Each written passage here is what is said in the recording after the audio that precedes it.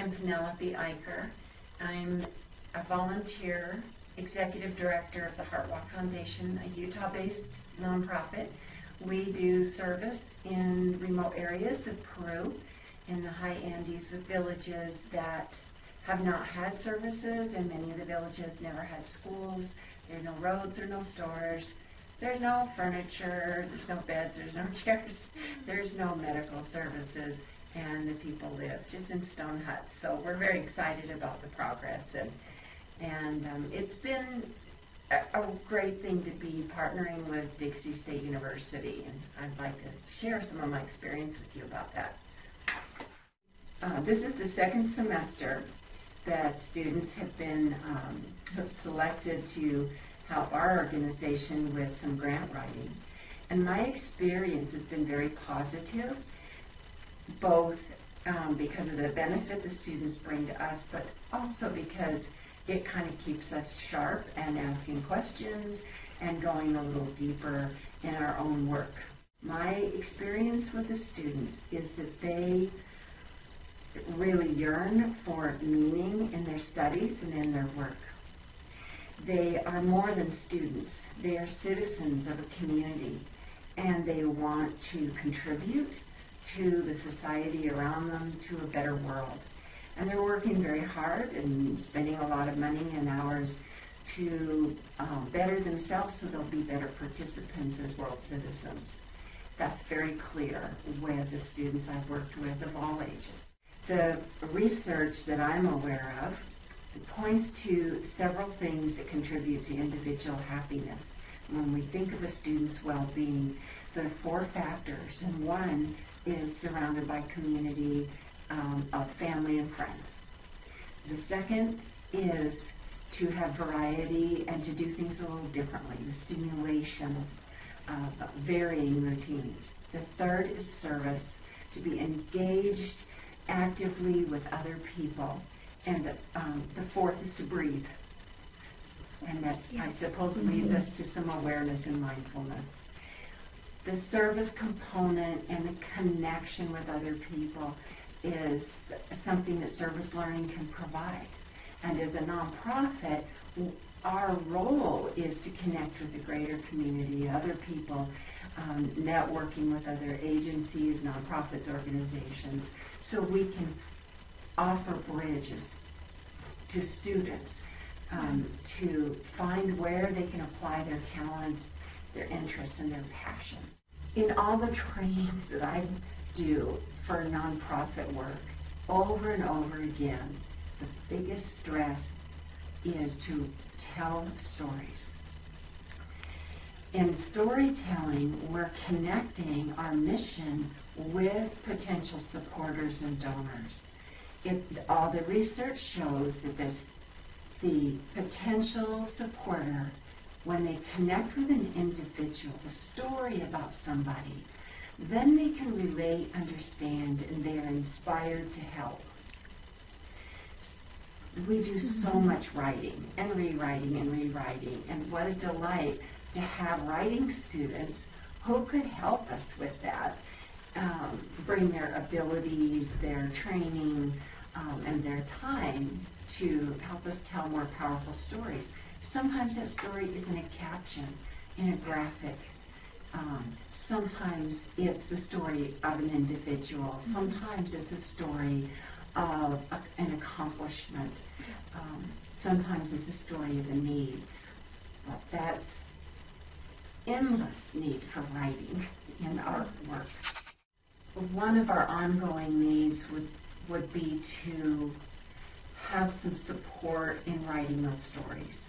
And perhaps someone who understands the writing process could interview some of us who've been into the villages year after year about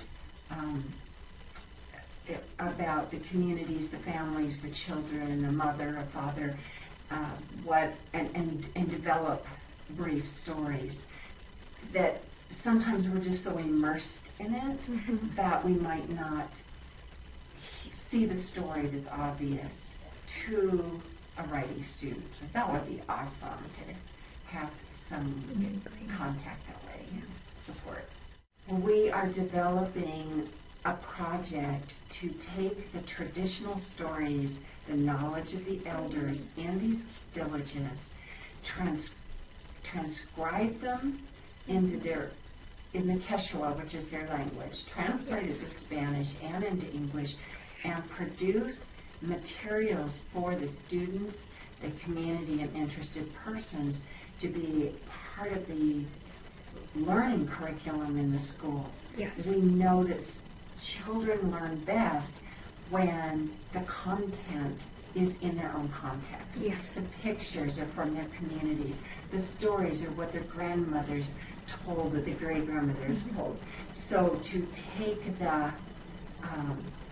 this fabulous untapped resource and transform it into more formal education is a dream that we're beginning to develop. We would like grant writing for that. And then we have media production, books, audio, electronic audio, so we can deliver this in ways that all ages can use, because nobody reads and writes except now the children are learning. So we have to be creative in how to have a holistic education in the community. So it would be fabulous to have some support from university students and advisors who have some experience in this kind of curriculum development, media production. We're really excited to do this. Hi, I'm Sue Kimball with the Erin Kimball Foundation.